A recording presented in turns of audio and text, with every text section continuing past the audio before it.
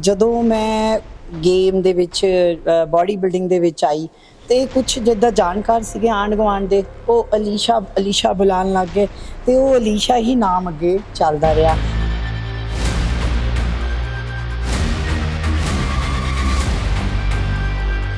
ਤੇ ਮੈਂ ਇੱਕ ਕੁੜੀ ਸੀਗੀ ਤੇ ਮੇਰੀ ਮਾਤਾ ਜੀ ਅਜੇ ਵਿਆਹ ਨਹੀਂ ਕਰਾਉਣਾ ਚਾਹੁੰਦੀ ਸੀਗੀ, ਤਾਂ 19 ਸਾਲ ਦੀ ਉਮਰ ਤੇ ਹੀ ਮੇਰਾ ਵਿਆਹ ਹੋ ਜਾਂਦਾ।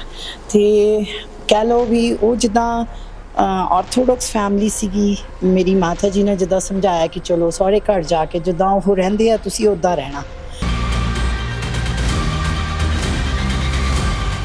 ਤੇ ਉਸ ਤੋਂ ਬਾਅਦ ਜਿਸ ਤਰ੍ਹਾਂ ਕਿ ਦੱਸਿਆ ਜਾਂਦਾ ਕਿ ਤੁਹਾਡੇ 3 ਬੇਟੀਆਂ ਹੋਈਆਂ, ਫਿਰ ਬੇਟੀ ਦੀ ਡਿਮਾਂਡ ਹੋ ਰਹੀ ਸੀ ਤੇ ਤੁਹਾਨੂੰ ਘਰੋਂ ਕੱਢ ਦਿੱਤਾ ਗਿਆ, ਇਹ ਸਾਰਾ ਕਿੱਦਾਂ ਹੋਇਆ?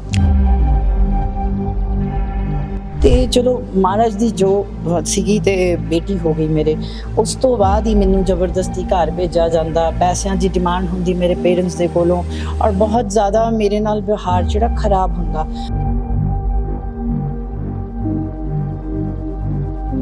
ਚੈੱਕ ਕਰਾਉਂਦੇ ਆ ਇਲੀਗਲ ਤਰੀਕੇ ਨਾਲ, ਜ਼ਬਰਦਸਤੀ ਰਾਤ ਨੂੰ ਜਾ ਕੇ ਹਸਪੀਟਲ ਦੇ ਵਿੱਚ ਮੇਰਾ ਅਬੋਰਸ਼ਨ ਕਰਾ ਦਿੰਦੇ ਆ, ਔਰ ਉਸ ਤੋਂ ਬਾਅਦ ਫਿਰ ਕਨਸੀਵ ਹੁੰਦਾ, ਫਿਰ ਬੇਬੀ ਗਰਲ ਆਉਂਦੀ ਆ। ਤੇ ਕਹਿ ਲਓ ਉਸ ਤੋਂ ਬਾਅਦ ਤਾਂ ਵਿਵਹਾਰ ਇੰਨਾ ਕੁ ਜ਼ਿਆਦਾ ਖਰਾਬ ਹੋ ਜਾਂਦਾ, ਮੇਰੇ ਲਈ ਉੱਥੇ ਸਰਵਾਈਵ ਕਰਨਾ ਮੁਸ਼ਕਿਲ। ਬੱਚੇ ਭੁੱਖੇ ਆ, ਮੋਰਿਓਂ ਪਲੇਟ ਖਾਣੇ ਦੀ ਚੁੱਕ ਲਿੱਤੀ ਜਾਂਦੀ ਹੈ, ਜਿਹੜੀ ਬਈ ਸਬਜ਼ੀ ਰੱਖੀ ਆ ਕਹਿੰਦੇ ਉਹ ਖਾਓ, ਕੰਮ ਸਾਰਾ ਕਰੋ।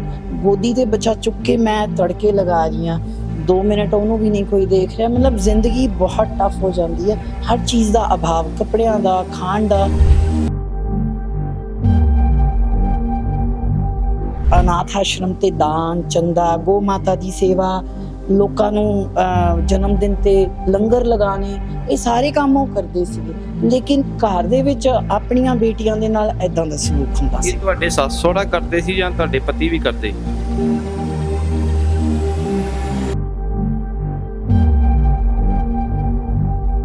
ਇੱਕ ਦੋ ਵਾਰ ਪਹਿਲਾਂ ਵੀ ਕੱਢਿਆ ਤੇ ਆਂਢੀ ਗੁਆਂਢੀਆਂ ਨੂੰ ਬਹੁਤ ਤਰਸ ਆ ਗਿਆ। ਉਹਨਾਂ ਨੇ ਕਹਿ ਕਵਾ ਕੇ ਲੋਕਾਂ ਨੇ ਵੀ ਤਰਸ ਖਾ ਲਓ ਇਹਦੇ ਤੇ, ਕਿੱਥੇ ਜਾਏਗੀ, ਇਹਨੂੰ ਤਾਂ ਬਾਹਰਲੇ ਰਸਤੇ ਨਹੀਂ ਪਤਾ, ਇੰਨੇ ਟਾਈਮ ਤੋਂ ਅੰਦਰ ਹੀ ਆ ਤੁਹਾਡੇ।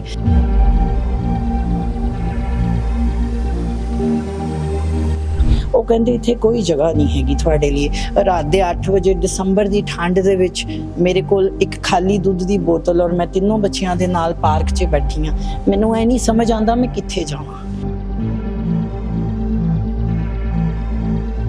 ਤੇ ਇਹ ਸੋਚ ਕੇ ਮੈਂ ਇਹ ਸੋਚਿਆ ਕਿ ਨਹੀਂ, ਇਹ ਜਿਹੜਾ ਬੇਟੀ ਹੋਣ ਦਾ ਅਭਿਸ਼ਾਪ ਲੋਕ ਸਮਝਦੇ ਆ ਨਾ, ਇਹਨੂੰ ਆਪਾਂ ਜੜ ਤੋਂ ਖਤਮ ਕਰ ਦੇਣਾ। ਕੁਛ ਇਦਾਂ ਦਾ ਕੀਤਾ ਜਾਏ, ਜੇ ਮੈਂ ਅੱਜ ਸਟਰਗਲ ਕਰ ਰਹੀ ਹਾਂ, ਆਪਣੇ ਆਪ ਨੂੰ ਜਿੰਨਾ ਮਰਜ਼ੀ ਤੁਸੀਂ ਤਪਾਓ, ਜਿੰਨਾ ਭੱਠੀ 'ਚ ਪਾਓ, ਮੁਸ਼ਕਿਲਾਂ ਤੋਂ ਘਬਰਾਉਣਾ ਨਹੀਂ ਹੈ।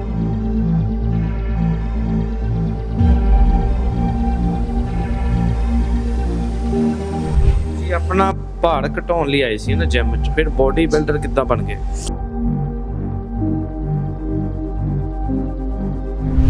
ਉੱਥੇ ਬੜਾ ਗੁੱਸਾ ਚੜਨਾ ਕਿ ਕੀ ਕਰੀਏ, ਕਿੱਥੇ ਇਹ ਫਰਸਟ੍ਰੇਸ਼ਨ ਦਿਮਾਗ 'ਚੋਂ ਹੀ ਗੱਲਾਂ, ਇਹ ਮੈਂ ਮਸ਼ੀਨਾਂ ਦੇ ਉੱਤੇ ਜੋਰ ਲਾਉਣਾ ਸ਼ੁਰੂ ਕਰ ਦਿੱਤਾ।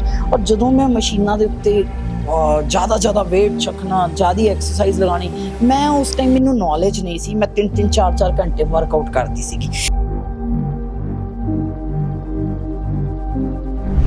ਮੇਰੀ ਜ਼ਿੰਦਗੀ ਦਾ ਇੱਕੋ ਹੀ ਡ੍ਰੀਮ ਹੈ ਕਿ ਮੈਂ ਆਪਣੇ ਬੱਚਿਆਂ ਨੂੰ ਇੰਡੀਪੈਂਡੈਂਟ ਕਰਾਂ, ਔਰ ਮੈਂ ਕੁਝ ਸਪੋਰਟਸ ਬਾਡੀ ਬਿਲਡਿੰਗ ਦੇ ਵਿੱਚ ਇੱਦਾਂ ਦਾ ਨਾਮ ਕਾਇਮ ਕਰ ਦੇਵਾਂ ਕਿ ਲੋਕਾਂ ਨੂੰ ਫਕਰ ਹੋਵੇ ਮੇਰੇ ਤੇ। ਮੈਂ ਵਿਆਹ ਸ਼ਾਦੀ ਨਹੀਂ ਕਰਵਾਉਣਾ ਚਾਹੁੰਦੀ।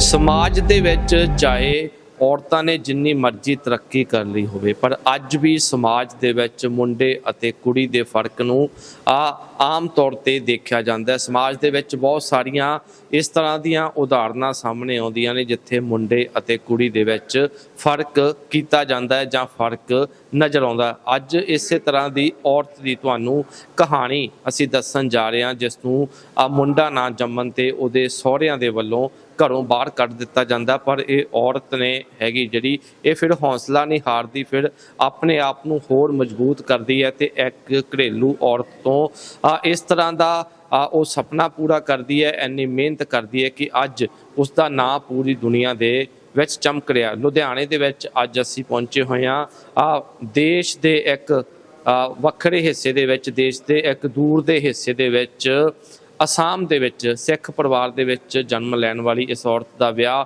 ਲੁਧਿਆਣੇ ਦੇ ਵਿੱਚ ਹੁੰਦਾ ਹੈ ਤੇ ਲੁਧਿਆਣੇ ਦੇ ਵਿੱਚ ਹੀ ਉਸਦੇ 3 ਲੜਕੀਆਂ ਹੁੰਦੀਆਂ ਨੇ, ਪਰ ਲੜਕਾ ਨਾ ਹੋਣ ਦੇ ਚੱਲਦੇ ਉਸਦੇ ਸਹੁਰਿਆਂ ਦੇ ਵੱਲੋਂ ਉਸਨੂੰ ਘਰ ਤੋਂ ਬਾਹਰ ਕੱਢ ਦਿੱਤਾ ਜਾਂਦਾ ਹੈ। ਫਿਰ ਇਸ ਔਰਤ ਦੀ ਜਿਹੜੀ ਮਿਹਨਤ ਦੀ ਕਹਾਣੀ ਸ਼ੁਰੂ ਹੁੰਦੀ ਹੈ ਤੇ ਹੌਲੀ ਹੌਲੀ ਮਿਹਨਤ ਤੋਂ ਬਾਅਦ ਇੱਕ ਮੁਕਾਮ ਤੇ ਆ ਖੜੀ ਹੈ। ਜੋ ਔਰਤ ਉਸਦਾ ਨਾਮ ਸੁਖਦੀਪ ਕੌਰ ਹੈ, ਪਰ ਸਮਾਜ ਦੇ ਵਿੱਚ ਉਸਨੂੰ ਇੱਕ ਹੋਰ ਨਾਮ ਦੇ ਨਾਲ ਜਾਣਿਆ ਜਾਂਦਾ ਹੈ। ਸਾਡੇ ਨਾਲ ਮੌਜੂਦ ਨੇ, ਗੱਲਬਾਤ ਕਰਾਂਗੇ।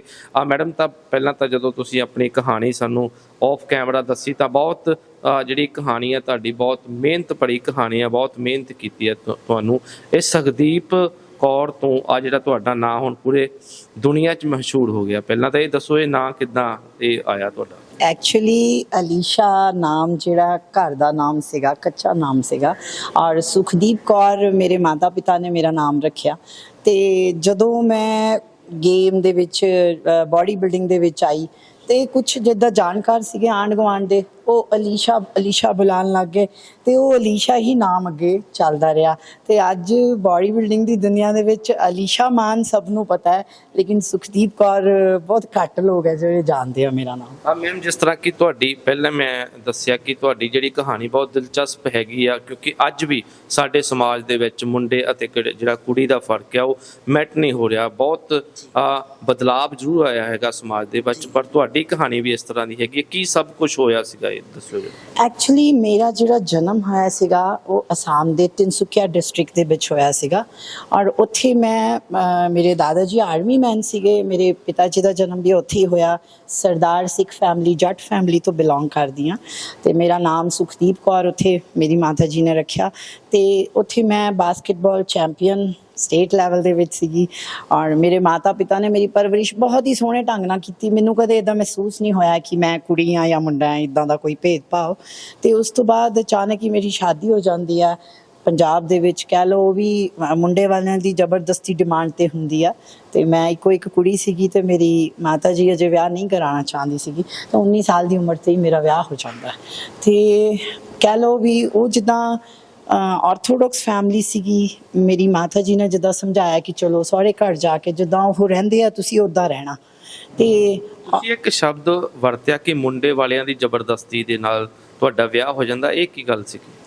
ਜੀ, ਕਹਿਣ ਦੀ ਗੱਲ, ਮੈਂ ਪਹਿਲੀ ਵਾਰ ਪੰਜਾਬ ਆਈ ਸੀ ਛੁੱਟੀਆਂ ਦੇ ਵਿੱਚ, ਕਾਲਜ ਦੀਆਂ ਛੁੱਟੀਆਂ ਹੋਈਆਂ ਸੀਗੀਆਂ ਤੇ ਉਹਨਾਂ ਵੱਲੋਂ ਡਿਮਾਂਡ ਆਈ ਕਿ ਅਸੀਂ ਵਿਆਹ ਕਰਨਾ ਹੈ ਜੀ, ਇਹਦੇ ਨਾਲ ਹੀ ਕਰਨਾ। ਮਾਤਾ ਜੀ ਨੇ ਕਿਹਾ ਕਿ ਹਜੇ ਛੋਟੀ ਆ, ਹਜੇ ਨਹੀਂ ਕਰਨਾ, 19 ਸਾਲ ਦੀ ਘੱਟ ਉਮਰ ਹੁੰਦੀ ਹੈ। ਤੁਹਾਡੀ ਰਿਸ਼ਤੇਦਾਰੀ ਚੋਂ ਸੀਗੇ ਉਹ? ਨਹੀਂ, ਰਿਸ਼ਤੇ ਮੇਰੀ ਮਤਲਬ ਮਾਸੀ ਜੀ ਦੇ ਅੱਗੇ ਕੋਈ ਨੋਨ ਸੀਗੇ ਤੇ ਉਹਨਾਂ ਨੇ ਉਹਨਾਂ ਦੇ ਥਰੂ ਕੰਟੈਕਟ ਕੀਤਾ। ਫਿਰ ਇਧਰੋਂ ਮਨਾ ਕਰ ਦਿੱਤਾ। 6 ਮਹੀਨੇ ਬਾਅਦ ਤੱਕ ਫੇਰ ਆਏ, ਮਤਲਬ ਫਿਰ ਉਹਨਾਂ ਦਾ ਐਕਸ਼ਨ ਇਹ ਸੀਗਾ, ਉਹ ਗਨਮੈਨ, ਉਹ ਵਾਈਨ ਮਰਚੈਂਟ ਸੀਗੇ ਉਦੋਂ ਲੁਧਿਆਣੇ ਦੇ, ਨਵਾਂ ਸ਼ਹਿਰ, ਕਾਫੀ ਪੰਜਾਬ ਉਹਨਾਂ ਨੇ ਸਾਰਾ ਕਵਰ ਕੀਤਾ ਹੋਇਆ ਸੀਗਾ ਤੇ ਮੋਸਟ ਪਾਵਰਫੁਲ ਫੈਮਿਲੀ। ਤੇ ਉਹਨਾਂ ਨੇ ਗਨਮੈਨ ਦੇ ਨਾਲ ਆਉਣ ਲੱਗ ਗਏ ਤੇ ਉਹ ਜਿੱਦਾਂ ਉਹਨਾਂ ਨੇ ਪਾਵਰ ਦਿਖਾਈ ਔਰ ਫਿਰ ਜ਼ਬਰਦਸਤੀ ਮੇਰੇ ਮਾਤਾ ਪਿਤਾ ਤੋਂ ਯੈਸ ਕਰਾਈ। ਮਾਤਾ ਪਿਤਾ ਜਿਹੜੇ ਸੀਗੇ ਗੁਰਮੁਖ ਸੀਗੇ ਤੇ ਉਹਨਾਂ ਨੇ ਜ਼ਿਆਦਾ ਲੜਾਈ ਝਗੜੇ ਵਾਲੇ ਨਹੀਂ ਸੀ। ਉਹਨਾਂ ਨੇ ਕਿਹਾ ਚਲੋ ਘਰ ਪਰਿਵਾਰ ਠੀਕ ਹੈ ਤਾਂ ਕਰ ਦਿੰਦੇ ਆ। ਮੇਰੀ ਮੈਰਿਜ ਲੁਧਿਆਣੇ ਦੇ ਵਿੱਚ ਹੋਈ। ਕੁਛ ਰਿਸ਼ਤੇਦਾਰ ਜਿਹੜੇ ਘਰ ਦੇ ਮੈਂਬਰ 5-7 ਆਏ ਸੀਗੇ ਤੇ ਉਹ ਕਹਿ ਲਓ ਇੱਕ ਤਰ੍ਹਾਂ ਦੀ ਜ਼ਬਰਦਸਤੀ ਸੀਗੀ, ਮੇਰੀ ਰਜ਼ਾਮੰਦੀ ਨਹੀਂ ਸੀਗੀ। ਤੇ ਉਸ ਤੋਂ ਬਾਅਦ ਜਿਸ ਤਰ੍ਹਾਂ ਕਿ ਦੱਸਿਆ ਜਾਂਦਾ ਕਿ ਤੁਹਾਡੇ 3 ਬੇਟੀਆਂ ਹੋਈਆਂ, ਫਿਰ ਬੇਟੇ ਦੀ ਡਿਮਾਂਡ ਹੋ ਰਹੀ ਸੀ ਤੇ ਤੁਹਾਨੂੰ ਘਰੋਂ ਕੱਢ ਦਿੱਤਾ ਗਿਆ, ਇਹ ਸਾਰਾ ਕਿੱਦਾਂ ਹੋਇਆ? ਜੀ, ਜਿੱਦਾਂ ਮੈਰਿਜ ਹੋ ਕੇ ਆਈ ਤੇ ਪਹਿਲਾਂ ਆਂਦੇ ਹੀ ਜਿੱਦਾਂ 98 ਤੇ ਮੈਰਿਜ ਹੋਈ, 99 ਤੇ ਬੇਬੀ ਗਰਲ ਆ ਗਈ। ਤੇ ਪਹਿਲਾਂ ਹੀ ਕਿਹਾ ਜਾਂਦਾ ਕਿ ਅਗਰ ਇਸ ਘਰ ਦੇ ਵਿੱਚ ਗੁਜ਼ਾਰਾ ਕਰਨਾ ਹੈ ਤੇ ਮੁੰਡਾ ਹੋਣਾ ਬਹੁਤ ਜ਼ਰੂਰੀ ਹੈ। ਤੇ ਚਲੋ ਮਹਾਰਾਜ ਦੀ ਜੋ ਸੀਗੀ ਤੇ ਬੇਟੀ ਹੋ ਗਈ ਮੇਰੇ। ਉਸ ਤੋਂ ਬਾਅਦ ਹੀ ਮੈਨੂੰ ਜ਼ਬਰਦਸਤੀ ਘਰ ਭੇਜਿਆ ਜਾਂਦਾ, ਪੈਸਿਆਂ ਦੀ ਡਿਮਾਂਡ ਹੁੰਦੀ ਮੇਰੇ ਪੇਰੈਂਟਸ ਦੇ ਕੋਲੋਂ, ਔਰ ਬਹੁਤ ਜ਼ਿਆਦਾ ਮੇਰੇ ਨਾਲ ਵਿਵਹਾਰ ਜਿਹੜਾ ਖਰਾਬ ਹੁੰਦਾ। ਤੇ ਮੇਰੇ ਪਿਤਾ ਜੀ ਤੋਂ ਡਿਮਾਂਡ ਹੁੰਦੀ, ਉਹ ਮੈਨੂੰ ਬਿਨਾਂ ਦੱਸੇ ਕਾਫੀ ਹੱਦ ਤੱਕ ਪੇ ਕਰ ਰਹੇ ਸੀਗੇ, ਕਿਉਂਕਿ ਉਹਨਾਂ ਨੂੰ ਇਹ ਸੀਗਾ ਕਿ ਮੇਰੀ ਕੁੜੀ ਦਾ ਘਰ ਨਾ ਖਰਾਬ ਹੋਵੇ। ਔਰ ਨੈਕਸਟ ਵਾਰ ਫਿਰ ਮੈਨੂੰ ਕਨਸੀਵ ਹੁੰਦਾ, 5th ਮੰਥ ਦਾ ਬੇਬੀ ਹੁੰਦਾ, ਚੈੱਕ ਕਰਾਉਂਦੇ ਆ ਇਲੀਗਲ ਤਰੀਕੇ ਨਾਲ, ਜ਼ਬਰਦਸਤੀ ਰਾਤ ਨੂੰ ਜਾ ਕੇ ਹਸਪੀਟਲ ਦੇ ਵਿੱਚ ਮੇਰਾ ਅਬੋਰਸ਼ਨ ਕਰਾ ਦਿੰਦੇ ਆ। ਔਰ ਉਸ ਤੋਂ ਬਾਅਦ ਫਿਰ ਕਨਸੀਵ ਹੁੰਦਾ, ਫਿਰ ਬੇਬੀ ਗਰਲ ਆਉਂਦੀ ਆ। ਤੇ ਕਹਿ ਲਓ ਉਸ ਤੋਂ ਬਾਅਦ ਤਾਂ ਵਿਵਹਾਰ ਇੰਨਾ ਕੁ ਜ਼ਿਆਦਾ ਖਰਾਬ ਹੋ ਜਾਂਦਾ, ਮੇਰੇ ਲਈ ਉੱਥੇ ਸਰਵਾਈਵ ਕਰਨਾ ਮੁਸ਼ਕਿਲ। ਬੱਚੇ ਭੁੱਖੇ ਆ, ਮੋਰਿਓਂ ਪਲੇਟ ਖਾਣੇ ਦੀ ਚੁੱਕ ਲਿੱਤੀ ਜਾਂਦੀ ਹੈ, ਜਿਹੜੀ ਬਈ ਸਬਜ਼ੀ ਰੱਖੀ ਆ ਕਹਿੰਦੇ ਉਹ ਖਾਓ, ਕੰਮ ਸਾਰਾ ਕਰੋ, ਗੋਦੀ ਤੇ ਬੱਚਾ ਚੁੱਕ ਕੇ ਮੈਂ ਤੜਕੇ ਲਗਾ ਰਹੀ ਹਾਂ, 2 ਮਿੰਟ ਉਹਨੂੰ ਵੀ ਨਹੀਂ ਕੋਈ ਦੇਖ ਰਿਹਾ। ਮਤਲਬ ਜ਼ਿੰਦਗੀ ਬਹੁਤ ਟਫ ਹੋ ਜਾਂਦੀ ਹੈ, ਹਰ ਚੀਜ਼ ਦਾ ਅਭਾਵ, ਕੱਪੜਿਆਂ ਦਾ, ਖਾਣ ਦਾ, ਇੱਕ ਤਰ੍ਹਾਂ ਜਿੱਦਾਂ ਨੌਕਰ ਨੂੰ ਵੀ ਨਹੀਂ ਕੋਈ ਇੱਦਾਂ ਰੱਖਦਾ। ਫਿਰ ਉਸ ਤੋਂ ਬਾਅਦ ਫਿਰ ਥਰਡ ਬੇਟੀ ਹੁੰਦੀ ਆ, ਤੇ ਕਹਿ ਲਓ ਘਰ ਦੇ ਲੋਕਾਂ ਦਾ ਵਿਵਹਾਰ ਤਾਂ ਗਲਤ ਹੁੰਦਾ ਹੀ ਹੈ, ਔਰ ਉਹਦੇ ਨਾਲ ਨਾਲ ਮਾਰ ਧਾੜ ਸ਼ੁਰੂ ਹੋ ਜਾਂਦੀ ਆ। ਬੱਚਿਆਂ ਨੂੰ, ਇਨੋਸੈਂਟ ਬੱਚੇ 3 ਮਹੀਨੇ ਦਾ, 6 ਮਹੀਨੇ ਦਾ, ਸਾਲ ਦੇ ਬੱਚੇ ਨੂੰ ਕੀ ਗਲਤੀ ਕਰਨੀ ਹੈ? ਉਹਨਾਂ ਨੂੰ ਸੁੱਤੇ ਪਿਆਂ ਨੂੰ ਉੱਠ ਕੇ ਕੁੱਟਣ ਲੱਗ ਜਾਣਾ, ਤੁਰੇ ਤੁਰੇ ਜਾਂਦੇ ਲੱਤ ਮਾਰ ਕੇ ਚਲ ਜਾਣਾ, ਔਰ ਆਪ ਉਹਨਾਂ ਦੇ ਮੂਹਰੇ ਬੈਠ ਕੇ ਵਧੀਆ ਵਧੀਆ ਚੀਜ਼ਾਂ, ਪੇਸਟਰੀਆਂ, ਕੇਕ ਖਾਣੇ, ਔਰ ਬੱਚੇ ਨੂੰ ਨਹੀਂ ਦੇਣਾ। ਤੇ ਕਹਿ ਲਓ ਘਰ ਦੇ ਵਿੱਚ ਵੀ ਖਾਣਾ ਵੀ ਨਹੀਂ ਪ੍ਰੋਪਰਲੀ ਦਿੱਤਾ ਜਾਂਦਾ ਸੀ, ਔਰ ਬੜੀ ਸਮਾਜ ਦੇ ਵਿੱਚ ਬੜੀ ਪ੍ਰਤਿਸ਼ਠਿਤ ਫੈਮਿਲੀ ਸੀਗੀ, ਔਰ ਬਾਹਰ ਜਾ ਕੇ ਅਨਾਥ ਆਸ਼ਰਮ ਤੇ ਦਾਨ, ਚੰਦਾ, ਗੋ ਮਾਤਾ ਦੀ ਸੇਵਾ, ਲੋਕਾਂ ਨੂੰ ਜਨਮ ਦਿਨ ਤੇ ਲੰਗਰ ਲਗਾਣੇ, ਇਹ ਸਾਰੇ ਕੰਮ ਉਹ ਕਰਦੇ ਸੀਗੇ। ਲੇਕਿਨ ਘਰ ਦੇ ਵਿੱਚ ਆਪਣੀਆਂ ਬੇਟੀਆਂ ਦੇ ਨਾਲ ਐਦਾਂ ਦਾ ਸਲੂਕ ਹੁੰਦਾ ਸੀ। ਇਹ ਤੁਹਾਡੇ ਸੱਸ ਸਹੁਰਾ ਕਰਦੇ ਸੀ ਜਾਂ ਤੁਹਾਡੇ ਪਤੀ ਵੀ ਕਰਦੇ? ਮੇਰੇ ਸੱਸ ਸਹੁਰਾ ਕਰਦੇ ਸੀਗੇ, ਪਰ ਮੇਰੇ ਪਤੀ ਵੀ ਉਹਨਾਂ ਦੇ ਨਾਲ ਹੀ ਸੀਗੇ। ਉਹ ਉਹਨਾਂ ਨੂੰ ਜਿੱਦਾਂ ਕਹਿੰਦੇ ਸੀਗੇ ਇਹ ਬਗਾਨੇ ਘਰੋਂ ਆਈ ਆ, ਇਹ ਸਾਡੇ ਘਰ ਦੀ ਨਹੀਂ ਆ, ਜੇ ਮੁੰਡਾ ਹੋਊਗਾ ਤਾਂ ਸਾਡੇ ਘਰ ਦਾ ਹੋਊਗਾ, ਜੇ ਕੁੜੀਆਂ ਤੇ ਇਹਦੀਆਂ, ਇਹ ਕਿਹਾ ਜਾਂਦਾ ਸੀਗਾ। ਫਿਰ ਤੁਸੀਂ ਘਰ ਛੱਡ ਦਿੰਦੇ ਹੋ? ਮੈਨੂੰ ਫਿਰ ਪਹਿਲਾਂ ਤਾਂ ਬਹੁਤ ਜ਼ਿਆਦਾ ਮੇਰੇ ਨਾਲ ਬੁਰਾ, ਬੱਚਿਆਂ ਦੇ ਨਾਲ ਮੇਰੇ ਨਾਲ ਬੁਰਾ ਹੁੰਦਾ ਸੀ, ਮੈਂ ਬਰਦਾਸ਼ਤ ਕਰ ਲੈਂਦੀ ਸੀਗੀ। ਬੱਚਿਆਂ ਦੇ ਨਾਲ ਬਹੁਤ ਹੀ ਬੁਰਾ ਸਲੂਕ ਹੁੰਦਾ ਸੀਗਾ, ਤੇ ਮੈਨੂੰ ਐਟ ਏ ਟਾਈਮ ਇਹ ਕਦੀ ਵੀ ਮੈਨੂੰ ਘਰ ਤੋਂ ਬਾਹਰ ਕੱਢ ਦਿੰਦੇ ਸੀ ਰਾਤ ਬਰਾਤੇ। ਤੇ 1-2 ਵਾਰ ਪਹਿਲਾਂ ਵੀ ਕੱਢਿਆ, ਤੇ ਆਂਢੀ ਗੁਆਂਢੀਆਂ ਨੂੰ ਬਹੁਤ ਤਰਸ ਆ ਗਿਆ। ਉਹਨਾਂ ਨੇ ਕਹਿ ਕਵਾ ਕੇ, ਲੋਕਾਂ ਨੇ ਵੀ ਤਰਸ ਖਾ ਲਓ ਇਹਦੇ ਤੇ, ਕਿੱਥੇ ਜਾਏਗੀ, ਇਹਨੂੰ ਤਾਂ ਬਾਹਰਲੇ ਰਸਤੇ ਨਹੀਂ ਪਤਾ, ਇੰਨੇ ਟਾਈਮ ਤੋਂ ਅੰਦਰ ਹੀ ਆ ਤੁਹਾਡੇ। ਤਾਂ ਉਹਨਾਂ ਨੇ ਕਹਿ ਕਵਾ ਕੇ ਲੋਕਾਂ ਨੇ ਪੈਚਅਪ ਕਰਾ। ਪਰ ਥਰਡ ਡਾਟਰ ਤੋਂ ਬਾਅਦ ਉਹਨਾਂ ਨੇ ਮੈਨੂੰ ਕੱਢ ਹੀ ਦਿੱਤਾ। ਉਹ ਕਹਿੰਦੇ ਇੱਥੇ ਕੋਈ ਜਗ੍ਹਾ ਨਹੀਂ ਹੈਗੀ ਤੁਹਾਡੇ ਲਈ। ਰਾਤ ਦੇ 8 ਵਜੇ ਦਸੰਬਰ ਦੀ ਠੰਡ ਦੇ ਵਿੱਚ ਮੇਰੇ ਕੋਲ ਇੱਕ ਖਾਲੀ ਦੁੱਧ ਦੀ ਬੋਤਲ, ਔਰ ਮੈਂ 3 ਬੱਚਿਆਂ ਦੇ ਨਾਲ ਪਾਰਕ 'ਚ ਬੈਠੀ ਹਾਂ। ਮੈਨੂੰ ਇਹ ਨਹੀਂ ਸਮਝ ਆਉਂਦਾ ਮੈਂ ਕਿੱਥੇ ਜਾਵਾਂ। ਤੇ ਉਦੋਂ ਮੈਂ ਇੱਕ ਫੈਮਿਲੀ ਫਰੈਂਡ ਨੂੰ ਕਾਲ ਕਰਦੀ ਹਾਂ, ਉਹ ਇੱਕ ਰਾਤ ਲਈ ਮੈਨੂੰ ਆਪਣੇ ਕੋਲ ਲੈ ਜਾਂਦੇ ਆ। ਤੇ ਨੈਕਸਟ ਡੇ ਮੇਰੇ ਪਾਪਾ ਆਉਂਦੇ ਆ, ਉਹ ਮੈਨੂੰ ਰੈਂਟਲ ਹੋਮ ਪ੍ਰੋਵਾਈਡ ਕਰਦੇ ਆ। ਤੇ ਉਹ ਰੈਂਟਲ ਹੋਮ ਦੇ ਵਿੱਚ ਫਿਰ ਮੇਰੇ ਪਿਤਾ ਜੀ ਮੈਨੂੰ ਕਾਫੀ ਹੈਲਪ ਕਰਦੇ ਆ, ਰੈਂਟੋ ਪੇ ਕਰਦੇ ਆ, ਰਾਸ਼ਨ ਵੀ ਦਿੰਦੇ ਆ। ਤੇ ਫਿਰ ਮੈਨੂੰ ਲੱਗਦਾ ਕਿ ਉੱਥੇ ਮੈਂ ਥੋੜਾ ਜਿਹਾ, ਬੱਚੇ ਛੋਟੇ ਸੀਗੇ, ਮੈਂ ਬਾਹਰ ਕੰਮ ਨਹੀਂ ਕਰ ਸਕਦੀ ਸੀਗੀ। ਤੇ ਮੈਂ ਆਪਣੇ ਬੱਚਿਆਂ ਦੇ ਲਈ ਗੁੱਡਨੈਸ ਵਾਸਤੇ ਆਸ ਪੜੋਸ ਦੇ ਛੋਟੇ ਛੋਟੇ ਬੱਚਿਆਂ ਨੂੰ ਪੜ੍ਹਾਉਣਾ ਸ਼ੁਰੂ ਕੀਤਾ। ਪਹਿਲਾਂ 1 ਬੱਚਾ ਆਇਆ, ਫਿਰ 2, 3, ਇੱਦਾਂ ਕਰਦੇ ਕਰਦੇ ਬੱਚਿਆਂ ਨੂੰ ਪੜ੍ਹਾਉਣਾ ਸ਼ੁਰੂ ਕੀਤਾ। ਤੇ ਉਸ ਦੌਰਾਨ ਜਦੋਂ ਪੜ੍ਹਾਇਆ, ਮੈਂ 49 kg ਬਾਸਕਟਬਾਲ ਚੈਂਪੀਅਨ ਸੀਗੀ ਬਿਫੋਰ ਮੈਰਿਜ। ਔਰ ਪੜ੍ਹਾਉਣ ਤੋਂ ਬਾਅਦ ਮੈਂ ਆਪਣੇ ਵੱਲ ਧਿਆਨ ਨਹੀਂ ਦਿੱਤਾ, ਔਰ ਬੱਚਿਆਂ ਦੀ ਕੇਅਰ ਮੇਰੇ ਲਈ ਸੀਗਾ, ਮੈਂ ਬੱਚਿਆਂ ਨੂੰ ਸੈੱਟ ਕਿੱਦਾਂ ਕਰਨਾ। ਤੇ ਉਹ 49 kg ਤੋਂ 98 kg weight ਆ ਗਿਆ, ਔਰ ਮੈਂ ਬਹੁਤ ਬਲਕੀ ਔਰ ਬਹੁਤ ਜ਼ਿਆਦਾ ਫੈਟ ਗੇਨ ਕਰ ਲਿਆ। ਤੇ ਕਹਿਣ ਦਾ ਮਤਲਬ ਹੈ, ਉਦੋਂ ਮੈਨੂੰ ਇੱਕ ਮੇਰੀ ਸਟੂਡੈਂਟ ਸੀਗੀ, ਉਹਨੇ ਮੈਨੂੰ ਕਿਹਾ ਮੈਡਮ ਆਪ ਬਹੁਤ ਮੋਟੇ ਹੋ ਗਏ। ਤੇ ਮੈਨੂੰ ਫੀਲ ਹੋਇਆ, ਮੈਂ ਸ਼ੀਸ਼ੇ 'ਤੇ ਜਾ ਕੇ ਦੇਖਿਆ ਕਿ ਸੱਚੀ ਮੈਂ ਬਹੁਤ ਜ਼ਿਆਦਾ ਫੈਟ ਗੇਨ ਕੀਤਾ। ਫਿਰ ਮੈਂ ਇੱਕ ਜਿਮ ਜੁਆਇਨ ਕੀਤਾ, ਘਰ ਦੇ ਨੇੜੇ ਹੀ ਸੀਗਾ, ਛੋਟਾ ਜਿਹਾ ਜਿਮ ਸੀਗਾ। ਤੇ ਉੱਥੇ ਜਦੋਂ ਮੈਂ ਪਹਿਲੇ ਦਿਨ ਗਈ, ਤੇ ਲੋਕ ਨਾ ਮੈਨੂੰ ਦੇਖ ਕੇ, ਮੈਨੂੰ ਇਦਾਂ ਲੱਗਾ ਕਿ ਮੇਰੇ 'ਤੇ ਹੱਸ ਰਹੇ, ਕਿ ਜਦੋਂ ਮੈਂ ਜੰਪ ਕਰਦੀ ਮੇਰਾ ਫੈਟ ਹਿੱਲਦਾ ਸੀਗਾ, ਠੀਕ ਹੈ। ਤੇ ਮੈਨੂੰ ਬੈਡ ਫੀਲ ਹੋਇਆ, ਪਰ ਮੈਂ ਆਪਣੇ ਦਿਲ ਦੇ ਅੰਦਰ ਗੱਠ ਬੰਨ੍ਹ ਲਈ ਕਿ ਇਹ ਜਿਹੜੀ ਹੱਸੀ ਆ, ਇਹਨੂੰ ਮੈਂ ਬਿਨਾਂ ਬੋਲੇ ਰਿਪਲਾਈ ਦੇਣਾ। ਉਸ ਦਿਨ ਤੋਂ ਜਿਮ ਜਾ ਰਹੀ ਹਾਂ, ਅੱਜ ਤੱਕ ਮੈਂ ਜਿਮ ਨਹੀਂ ਛੱਡਿਆ। ਜਿਮ ਨੇ ਮੇਰੀ ਲਾਈਫ, ਉਸ ਜਿਮ ਦੇ ਦੌਰਾਨ ਹੀ ਮੈਂ ਇੰਨੇ ਸੰਘਰਸ਼ ਕੀਤੇ, ਲੋਕਾਂ ਦੀਆਂ ਇੰਨੀਆਂ ਗੱਲਾਂ। ਸਮਾਜ ਦੇ ਵਿੱਚ ਜ਼ਿਆਦਾਤਰ ਸਮਾਜ ਦੇ ਵਿੱਚ ਲੋਕ ਜਿਹੜੇ ਨੇ, ਉਹ ਫੀਮੇਲ ਨੂੰ ਹੀ ਗਲਤ ਕਹਿੰਦੇ ਆ। ਇਹਦੀ ਨਹੀਂ ਗੁਜ਼ਾਰਾ ਹੋਇਆ ਹੋਣਾ, ਇਹਨੇ ਹੀ ਕੋਈ ਗਲਤੀ ਕੀਤੀ ਹੋਣੀ ਜਿਹੜਾ ਇਹ ਵਿੱਚ ਐਡਜਸਟ ਨਹੀਂ ਕਰ ਪਾਈ। ਲੋਕ ਇਹ ਨਹੀਂ ਦੇਖਦੇ ਕਿ ਇਹਨੇ ਕੀ ਬਰਦਾਸ਼ਤ ਕੀਤਾ ਔਰ ਕਿਉਂ ਕੀਤਾ। ਜਦੋਂ ਤੁਸੀਂ ਘਰ ਛੱਡਿਆ, ਬਾਅਦ 'ਚ ਫਿਰ ਰਿਸ਼ਤੇਦਾਰ ਨਹੀਂ ਕੋਈ ਦੋਵਾਂ ਪੱਖਾਂ ਤੋਂ ਪਏ, ਕਿਉਂਕਿ ਜਿਹੜੇ ਤੁਹਾਡੇ ਵਿਚੋਲੇ ਬਣੇ ਸੀ ਉਹ ਨਹੀਂ ਪਏ ਕਿ ਕਿਸੇ ਤਰ੍ਹਾਂ ਇਹਨਾਂ ਨੂੰ ਘਰ ਵਸਾਇਆ ਜਾਵੇ? ਜੀ ਵਿਚੋਲਿਆਂ ਨੇ ਵੀ ਬਹੁਤ ਕਿਹਾ, ਰਿਸ਼ਤੇਦਾਰ ਜਿਹੜੇ ਉਹਨਾਂ ਦੇ ਘਰ ਦੇ ਰਿਸ਼ਤੇਦਾਰ ਸੀਗੇ, ਉਹਨਾਂ ਨੇ ਵੀ ਬਹੁਤ ਰਿਕੁਐਸਟ ਕੀਤੀ, ਪਰ ਉਹ ਕਹਿੰਦੇ ਨਹੀਂ, ਕੁੜੀਆਂ ਦੇ ਨਾਲ ਅਸੀਂ ਐਡਜਸਟ ਨਹੀਂ ਕਰਨਾ। ਜਿਹੜੇ ਵਿੱਚ ਪਏ ਉਹਨਾਂ ਨੂੰ ਕਹਿੰਦੇ ਤੁਸੀਂ ਲੈ ਜਾਓ ਆਪਣੇ ਘਰ। ਤੇ ਫਿਰ ਮੈਨੂੰ ਇਹ ਜ਼ੋਰ ਦਿੱਤਾ ਜਾਂਦਾ ਸੀਗਾ ਕਿ ਤੂੰ ਖੁਦ ਜ਼ਹਿਰ ਖਾ ਕੇ ਮਰ ਜਾ, ਤੂੰ ਬੱਚਿਆਂ ਨੂੰ ਜ਼ਹਿਰ ਦੇ ਦੇ। ਮੇਰੇ ਵਿੱਚ ਇੰਨੀ ਹਿੰਮਤ ਨਹੀਂ ਸੀ ਮੈਂ ਆਪਣੇ ਬੱਚਿਆਂ ਨੂੰ ਜ਼ਹਿਰ ਦੇ ਦੇਵਾਂ।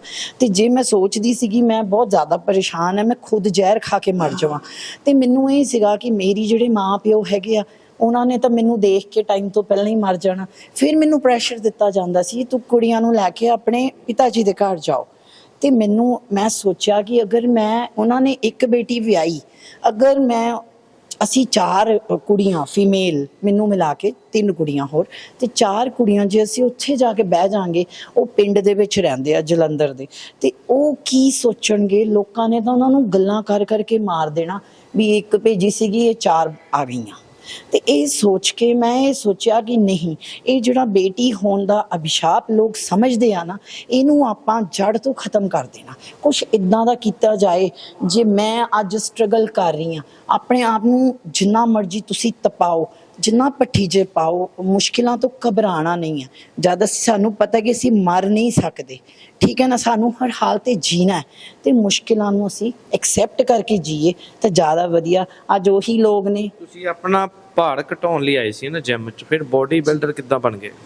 ਐਕਚੁਅਲੀ ਮੈਨੂੰ ਲੋਕਾਂ ਦੀਆਂ ਉਦੋਂ ਗੱਲਾਂ ਇੰਨੀਆਂ ਕਿ ਦਿਮਾਗ 'ਚ ਚੜ੍ਹਦੀਆਂ ਸੀ, ਜਵਾਬ ਅਸੀਂ ਦੇ ਨਹੀਂ ਸਕਦੇ ਸੀ। ਸਾਡੇ ਖੜੇ ਹੋ ਕੇ ਮੋਹਰੇ ਹੀ ਗੱਲਾਂ ਕਰਦੇ ਸੀਗੇ, ਜਿੱਦਾਂ ਇੱਕ ਗਰੁੱਪ ਖੜਾ, ਤੇ ਮੈਂ ਜਦੋਂ ਜਿਮ ਜਾਣਾ ਉੱਥੇ ਬੜਾ ਗੁੱਸਾ ਚੜ੍ਹਨਾ ਕਿ ਕੀ ਕਰੀਏ, ਕਿੱਥੇ ਇਹ ਫਰਸਟ੍ਰੇਸ਼ਨ ਦਿਮਾਗ 'ਚੋਂ ਹੀ ਗੱਲਾਂ, ਤੇ ਮੈਂ ਮਸ਼ੀਨਾਂ ਦੇ ਉੱਤੇ ਜ਼ੋਰ ਲਾਉਣਾ ਸ਼ੁਰੂ ਕਰ ਦਿੱਤਾ।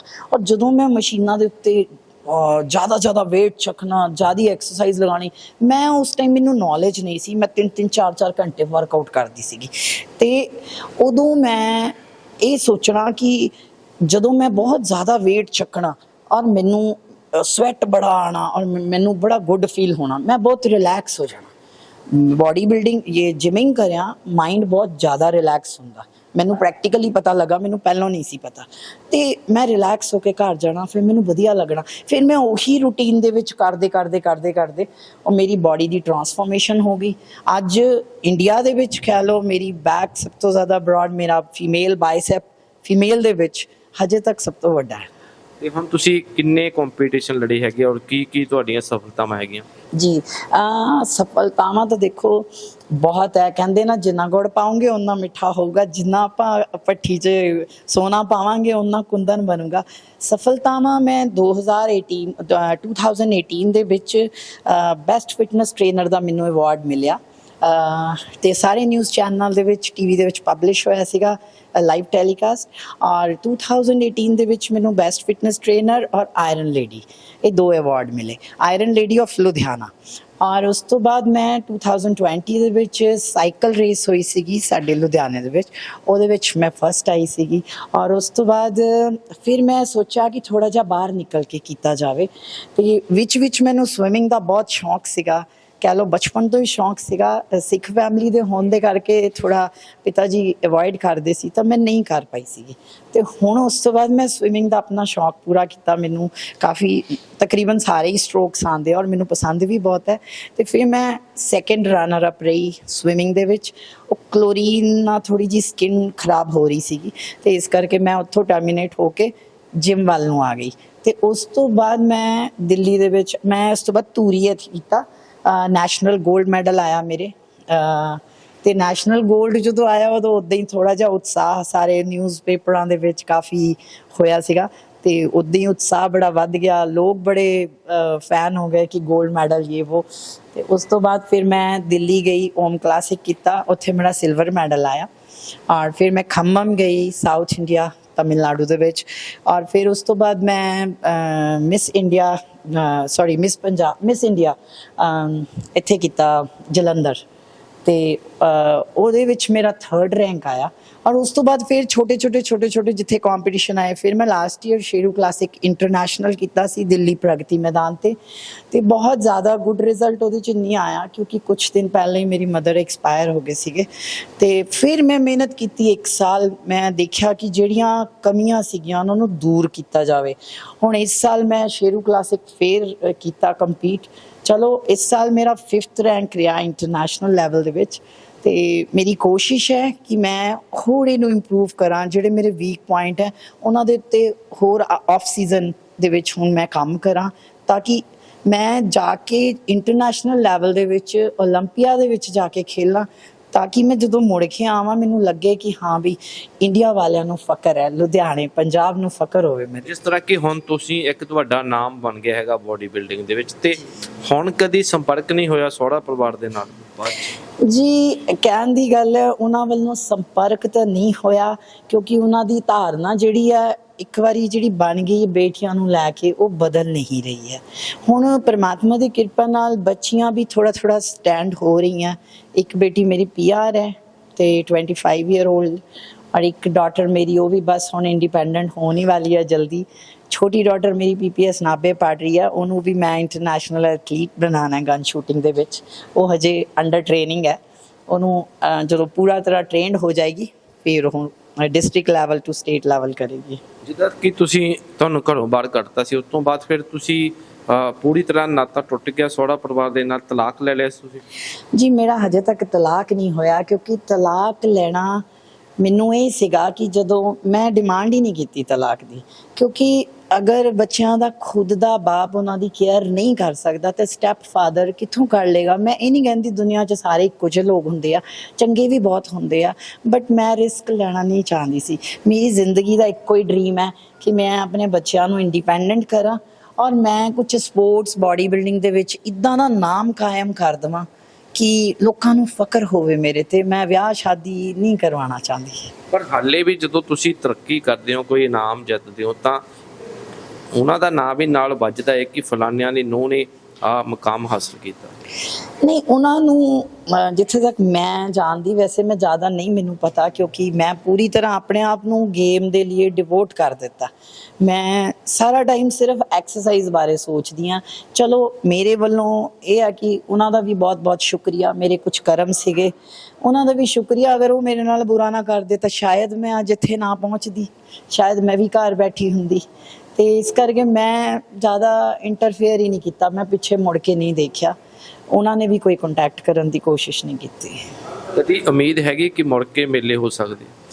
ਨਹੀਂ ਜੀ, ਮੈਨੂੰ ਨਹੀਂ ਲੱਗਦਾ ਇਦਾਂ ਕੁਝ ਹੋਏਗਾ, ਕਿਉਂਕਿ ਮੈਂ ਹੁਣ ਆਪਣੇ ਦੇਸ਼ ਲਈ, ਆਪਣੇ ਦੇਸ਼ ਦੀਆਂ ਕੁੜੀਆਂ ਲਈ, ਖਾਸ ਕਰਕੇ ਪੰਜਾਬ ਦੀਆਂ ਕੁੜੀਆਂ ਲਈ, ਹੁਣ ਪੰਜਾਬ ਹਿਮਾਚਲ ਦੇ ਵਿੱਚ ਬਹੁਤ ਸਾਰੇ ਇਦਾਂ ਦੇ ਘਰ ਹੈ ਜਿੱਥੇ ਬਹੁਤ ਕੁੜੀਆਂ ਦੇ ਵਿੱਚ ਟੈਲੈਂਟ ਹੈ, ਪਰ ਉਹ ਕਿਸੇ ਨਾ ਕਿਸੇ ਕਾਰਨ ਤੇ ਨਿਕਲ ਨਹੀਂ ਪਾਉਂਦੀਆਂ। ਮੈਂ ਉਹਨਾਂ ਲਈ ਬਹੁਤ ਕੁਝ ਕਰਨਾ ਚਾਹੁੰਦੀ ਹਾਂ। ਔਰ ਘਰ ਬੈਠੀਆਂ ਜਿਹੜੀਆਂ ਕੁੜੀਆਂ ਜਿਨ੍ਹਾਂ ਨੂੰ ਲੱਗਦਾ ਕਿ ਸਾਨੂੰ ਕੋਈ ਗਾਈਡ ਨਹੀਂ ਕਰਦਾ, ਸੀ ਜਿਮ ਜਾਣ ਦੇ ਪੈਸੇ ਨਹੀਂ ਆ ਸਾਡੇ ਕੋਲ, ਮੈਂ ਉਹਨਾਂ ਨੂੰ ਈਜ਼ੀ ਔਰ ਸਸਤੀ ਡਾਈਟ ਫ੍ਰੀ ਦੇ ਵਿੱਚ ਦੇਵਾਂਗੀ। ਔਰ ਕਿਸੇ ਨੂੰ ਵੀ ਐਡਵਾਈਸ ਲੈਣੀ ਹੋ ਮੈਨੂੰ ਫ੍ਰੀ 'ਚ ਕੰਟੈਕਟ ਕਰ ਸਕਦੇ ਹੋ। ਮੇਰੀ ਜਿਹੜੀ ਇੰਸਟਾਗ੍ਰਾਮ ID ਦੇ ਵਿੱਚ ਮੈਨੂੰ ਮੈਸੇਜ ਕਰ ਸਕਦੇ ਹੋ, alisha_man77। ਮੈਂ ਉਹਨਾਂ ਨੂੰ ਫ੍ਰੀ ਆਫ ਕਾਸਟ ਗਾਈਡ ਕਰੂੰਗੀ। ਮੈਨੂੰ ਇੱਕ ਹੋਰ ਗੱਲ ਦੱਸਿਓ ਕਿ ਇੱਕ ਔਰਤ ਲਈ ਖੁਰਾਕ ਕਿੰਨੇ ਕੁ ਮਾਇਨੇ ਰੱਖਦੀ? ਜਦੋਂ ਤੁਸੀਂ ਇਸ ਲਾਈਨ ਤੇ ਆ ਗਏ ਫਿਰ ਖੁਰਾਕ ਕੀ ਲੈਂਦੇ ਹੋ? ਕਿ ਔਰਤਾਂ ਤਾਂ ਪਹਿਲਾਂ ਹੀ ਬਹੁਤ ਪਰਹੇਜ਼ ਰੱਖਦੀਆਂ। ਕਹਿਣ ਦੀ ਗੱਲ ਹੈ, ਦੇਖਿਓ ਬਾਡੀ ਬਿਲਡਿੰਗ ਦੇ ਵਿੱਚ ਬਹੁਤ ਵਧੀਆ ਕੁਐਸਚਨ ਹੈ। ਔਰ ਬਾਡੀ ਬਿਲਡਿੰਗ ਦੇ ਵਿੱਚ ਜੇ ਤੁਸੀਂ ਕਿਸੇ ਵੀ ਕੰਮ ਨੂੰ ਕਰਨਾ, ਡਿਸਿਪਲਿਨ ਬਹੁਤ ਜ਼ਰੂਰੀ ਹੈ। 3 ਚੀਜ਼ਾਂ ਬਹੁਤ ਇੰਪੋਰਟੈਂਟ ਹੁੰਦੀਆਂ। ਇੱਕ ਡਾਈਟ, ਸਭ ਤੋਂ ਪਹਿਲਾ ਨੰਬਰ ਡਾਈਟ ਹੁੰਦਾ। ਤੁਸੀਂ ਵੱਡੇ ਹੋਣਾ, ਛੋਟੇ ਹੋਣਾ, ਸਲਿਮ ਹੋਣਾ ਕਿ ਮੋਟੇ ਹੋਣਾ, ਇਹ ਤੁਹਾਡੇ ਉੱਤੇ ਡਿਪੈਂਡ ਹੈ। ਪਹਿਲਾਂ ਤੁਸੀਂ ਆਪਣਾ ਏਮ ਸੈੱਟ ਕਰੋ। ਸਭ ਤੋਂ ਪਹਿਲਾਂ ਚੀਜ਼ ਹੁੰਦੀ ਹੈ ਡਾਈਟ, ਫਿਰ ਹੁੰਦਾ ਵਰਕਆਊਟ। ਤੁਸੀਂ ਵਰਕਆਊਟ ਕੀ ਕਰਦੇ ਆ? ਕਈ ਵਾਰ ਅਸੀਂ ਖਾਈ ਜਾਈਏ ਔਰ ਵਰਕਆਊਟ ਨਾ ਕਰੀਏ ਤੇ ਉਹ ਤੁਹਾਡੇ ਤੇ ਫੈਟ ਜਨਰੇਟ ਕਰਦਾ। ਔਰ ਤੀਸਰੀ ਚੀਜ਼ ਹੁੰਦੀ ਹੈ ਰੈਸਟ। ਅਗਰ ਤੁਸੀਂ ਰੈਸਟ ਨਹੀਂ ਕਰ ਪਾਉਂਦੇ ਹੋ ਇਸ ਦੌਰਾਨ, ਜਾਂ ਤੁਹਾਡਾ ਰੈਸਟ ਆਵਰ ਨਹੀਂ ਆ, ਕੰਮ ਹੀ ਕਰੀ ਜਾ ਰਹੇ, ਤਾਂ ਵੀ ਬਾਡੀ ਜਿਹੜੀ ਆ ਰਿਵਰਟ ਨਹੀਂ ਕਰਦੀ। ਤੇ ਡਾਈਟ ਜਿਹੜੀ ਹੈਗੀ ਆ ਬਾਡੀ ਬਿਲਡਰ ਲਈ ਕਾਫੀ ਕੋਸਟਲੀ ਹੁੰਦੀ ਆ। ਡਾਈਟ ਦੇ ਵਿੱਚ ਮੈਂ ਨੈਚੁਰੋਪੈਥੀ ਦੇ ਵਿੱਚ ਹੈ, ਮੈਂ ਕਦੀ ਵੀ ਇਹ ਪ੍ਰੈਫਰ ਨਹੀਂ ਕਰਦੀ ਤੁਸੀਂ ਡੱਬਾ ਬੰਦ ਚੀਜ਼ਾਂ ਖਾਓ। ਠੀਕ ਹੈ, ਜਿਨ੍ਹਾਂ ਦੇ ਕੋਲ ਨਹੀਂ ਟਾਈਮ ਹੈਗਾ, ਉਹ ਨਹੀਂ ਮੈਨੇਜ ਕਰਦੇ, ਕਈਆਂ ਦੀ ਜ਼ਰੂਰਤ ਨਹੀਂ ਪੂਰੀ ਕਰਦੀ, ਉਹ ਲੈ ਵੀ ਸਕਦੇ ਆ। ਬਟ ਮੈਂ ਨੈਚੁਰੋਪੈਥੀ ਦੇ ਵਿੱਚ ਹੈ, ਮੈਂ ਨੈਚੁਰਲ ਚੀਜ਼ਾਂ ਲੈਂਦੀ ਹਾਂ। ਜੇ ਮੈਨੂੰ ਪ੍ਰੋਟੀਨ ਚਾਹੀਦਾ ਮੈਂ ਨੈਚੁਰਲ ਲਊਂਗੀ।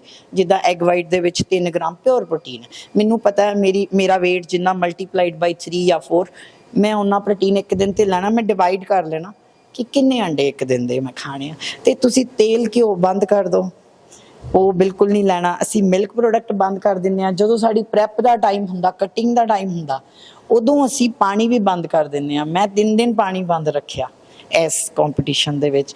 ਔਰ ਇਹ ਨਹੀਂ ਹੈ, ਤੁਹਾਡੀ ਬਾਡੀ ਦੇ ਵਿੱਚ એનર્ਜੀ ਲੈਵਲ ਲੋ ਹੋ ਜਾਂਦਾ, ਤੁਸੀਂ ਨਮਕ ਬੰਦ ਹੋ ਜਾਂਦੀ, ਚੀਨੀ ਬੰਦ ਹੋ ਜਾਂਦੀ, ਮਿਲਕ ਪ੍ਰੋਡਕਟ ਬੰਦ ਹੋ ਜਾਂਦੇ, ਈਵਨ ਕਾਰਬੋਹਾਈਡਰੇਟ ਬੰਦ ਹੋ ਜਾਂਦਾ।